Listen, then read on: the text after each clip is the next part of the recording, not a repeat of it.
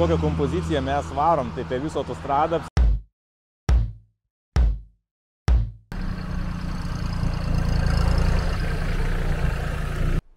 Rodo mane? Per teliką? Mane rodo per teliką? Sveiki. Bandysim dabar juos sumedžiuoti. Sveiki kolegos, sveiki atvykę į dar vieną ūkio seriją ir šiandieną serijoje pabaigsim sodinti šilauoges. Likimas ar sutapimai, bet jeigu sekate tą seriją, tai matėte, kad pas mus keli tokie sutapimai buvo. Kaip aną kartą, kur dirbom, tai pas mus buvo vos keli kilometrai kitos vietos, kur Tautvydas buvo gavęs dovanų skrydį su lėktuvu. Tai galite pažiūrėti seriją, jeigu nematėte, va sutapo. Na, šį kartą sutapo taip, kad nuo tos vietos, kur mes dirbom, tai yra atvėrėm tvorą ir yra būtent tas medelinas, iš kurio aš ir pirkau visas savo šilauoges. Tai mes tiesiog grįždami po tvoros tvėrimo užsukom ir šilauoges nusipirkau, tai man išėjo vienas ir tas pats važiavimas. Šią savaitę mes vėl tvėrėme tvorą, tai aš jums tiesiog gal net neberodysiu, tiesiog įdedu tokį trumpą montažą, kur galite pažiūrėti, kaip mums sekėsi tverti tvorą.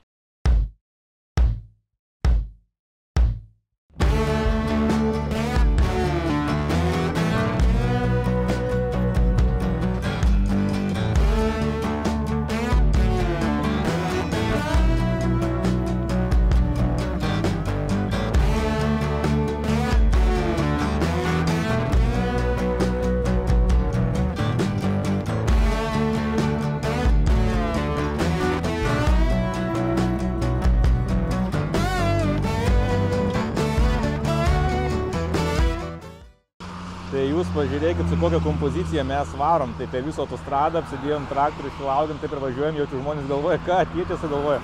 Atrodo kaip kokia instaliacija. menas ant ratų. Tai va taip ir keliaujam. Tai aplink traktoriuką apkrovėm visas šilauoges ir važiuosim. Beje, šilauogės tai tikrai didelis, daug didesnis negu tikėjausi. Tai aš pirkau 2 metų, bet kadangi, nežinau kodėl, bet davė 3 metų šilauoges. Tai, super, už tą pačią kainą gavau 3 metų šilauoges. Tautvydas įkalbėjo suvalgyti kebabą. Tai kebabų nevalgiau turbūt jaučiu nuo studijų laikų nevalgiau kebabą, žinokit. Tai va, pamėginsim, kaip atrodo kebabas. Nu jo, tai jo, nuo studijų nevalgiau, tai kiek čia šiandien jau? Bliam. Gerbėtų su manim išeisi iš kelio. Na kągi, pabandom, sveiki spuogai. Šilauoges iškroviau pas Tautvydą, taip kad dabar turiu jas atsivežti iki savo ūkio. Na, o aš aišku vis dar neturiu priekabos prie traktoriuko ir galvojau, kaip čia tą šilauoges atsivežti. Toj dėžė gavau sausmedžius iš Lenkijos, tai čia tilpų 600 sausmedžių, bet jie buvo mažiukai, o šilauoges gavau ganėtinai didelis. Pririšau su trosu, galim dar pažiūrėti tvirtumą, kai važiuočiau. Tikiuosi pusiaukelį nepamesiu, varom parsivežti šilauogę.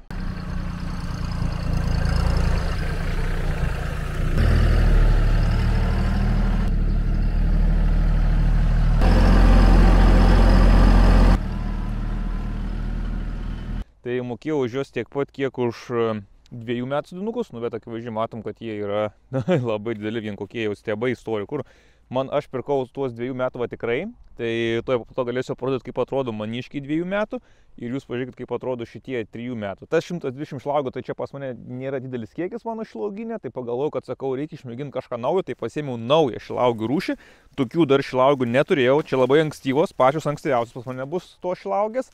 Nu ką, išmėginsim kažką naujo, ko dar neturim, nes šiaip tai sudinau čia aš standartą pirmai, kai buvo, tai aišku pagrindas buvo Blue Cropas, ten Reka, Patriotas, Chandleris, tai pas mane tiek namuose šilauoginė, tiek šitam didžiajam, tai tokios veislės vyrauja. Nu, dabar pagalvojau, sakau, reikia kažką tai pamėginti, ko dar nesu bandęs ir ko dar niekas man iš tų augintų irgi nieko nesakė apie tai. Kiek bendrau, tai visi rekomenduoja būtent tą šilauoges, tai kurias aš ir pasusodinau, ir namų šilauoginį, ir tam didžiajam.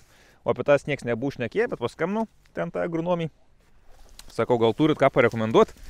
Jo, sako, pabandyk tas. Ankstyvos, geros. Nu, duokit, sakau. Pabandysiu, pažiūrėsiu.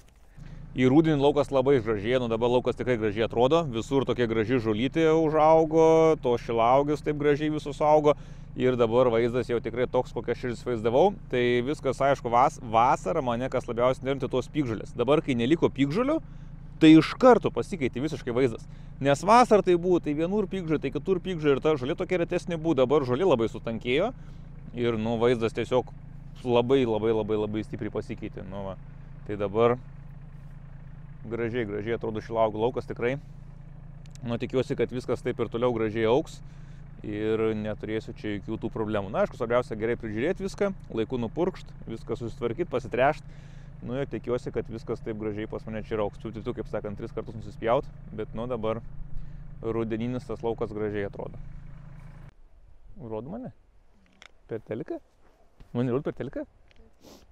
Sveiki. Sekantis žingsnis – išpjausim skylės. Dabar kas kiek sudinti, sudinsim tiek pat, kas 1,10 m, kaip ir ten visur sudinom. Nors šiaip norėjom sudinti kas 1,10 m, bet turbūt gausi tankiau, nes durpės labai brangiai kainavo. Tai tarp 1 ir 1,10 m sudinom, bet nu čia paskutinį eilė, tai sudinsim jau tikrai pagal taip, kaip reikia, tai kas 1,10 m. Štai čia tai yra 1, 2, 3, 4, 5, 6, 7, 8 langelį. Atsiminkit, 8 langelėje pjaunam skylę. Mažai vietos, kad jau pasimokym iš ano kartų, kad žiūrėt vaizdo įrašus, kad reikia palikti kuo mažiau vietos, nes žolės auga belenkaip. Aš galvoju, kad tose durpės iš tikrųjų švilijų žolės augs mažiau, bet jos auga belenkaip. Taip, kad reikia palikti kaip įmanoma mažesnius tuos langelius, tai mes taip ir paliksim, viską užspaust. Oi, blemba, tik tais ką nepadariau, oi, durnelis. Taigi laistymo sistemą reikia apžergti. Na, vien žodžiu, esmę supratus. O dabar atėjo laikas magijai.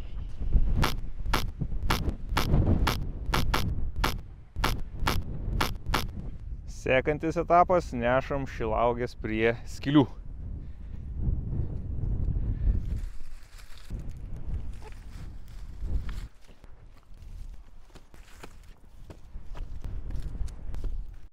Sekantis žingsnis – pasodinti.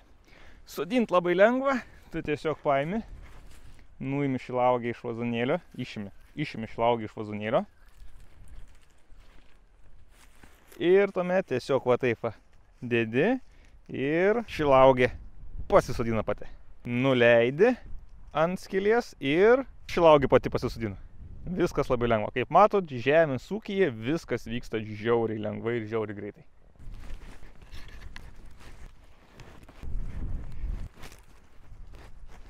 Jeigu čia atidžiau žiūrėsite, ten pačiam gale turim dar vieną sodintoją, Miglę. Bet ji labai nenorėjo filmuotis, nes sakė, negražiai atrodo, kai sodina, tai jos nefilmuosim, taip slapta tik parodysim. Kuo skiriasi pirmas sodinimas nuo dabar vykstančio trečio sodinimo, tai skiriasi žiauriai. Atsimenu, kai sodinau pirmą kartą, taip galvoju, kažin dabar ne per šaltą sodint, kažin jos spės įsitvirtinti, kažin čia ne per šlapę, kažin čia ne per sausą, kažin čia taip, vis laiką kiek būtų visokių dvejonių. Kai imdavau, tai irgi taip atsargiai, kad lapelį nenukristų, o dabar, kai sodini trečią kartą, tai tiesiog sauja, paimi, pam, sumetė. Rytoj šalna, nu į ką, viskas čia gerai. To šilaugės tai nėra jau tokios lepios ir jas galima sodinti iš tikrųjų praktiškai bet kada. Nesvarbu, ar lauke minusas, ar lauke pliusas, jeigu dar žemę galit įkasti ir įkišti, tai sodinti jas galima ir čia jom nieko neatsitiks. Daug žmonių manęs klausia, o tai lapkričio dar ne per vėlų sodint, dar čia ne per vėlų, tai ne per vėlų, nais metais sodinom lapkričio mėnesį ir prigimus buvo 100%. 5 reiškiasi, kaip čia pasakyti, numirė. Na, kart pasakiau numirė, tai žmogus kažkoks aš sako, ne, šilauogė negali numirti. Pala, kaip jisai sakė, augalas būna, nenumiršta, o...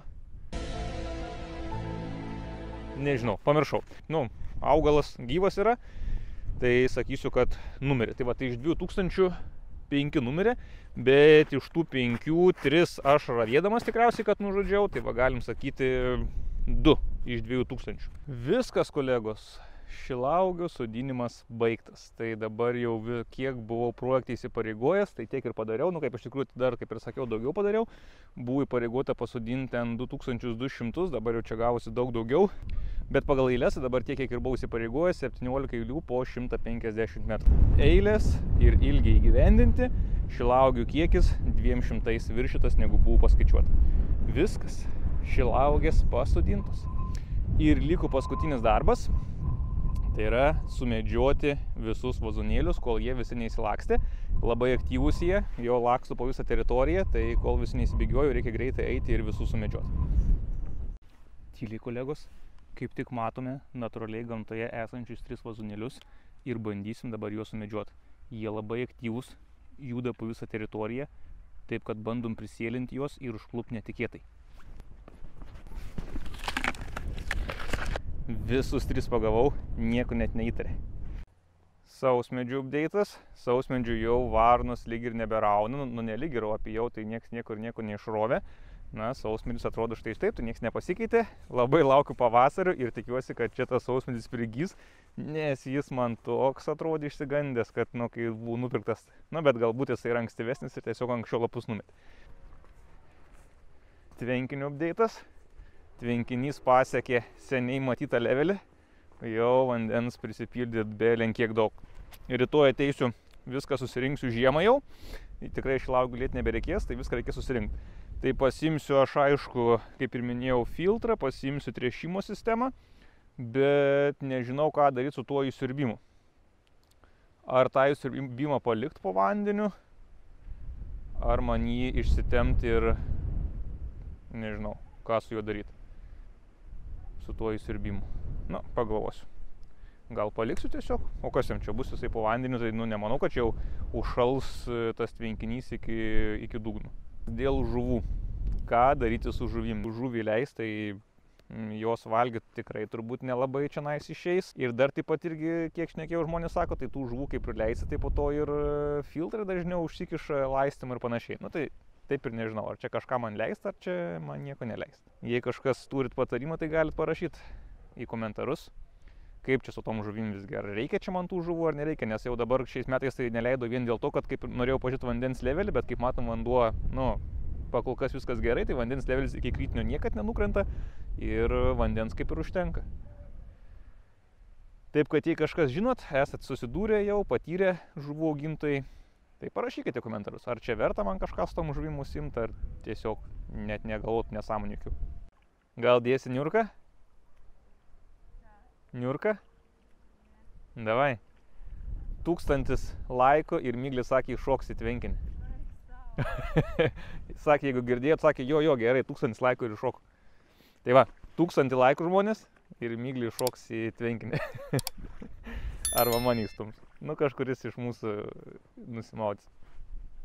Tai tiek šiam kartui, susitiksim po savaitės. Iki visiems, ačiū, kad žiūrėjot. Paspausk like, paspausk subscribe, susitiksim po savaitės, iki visiems.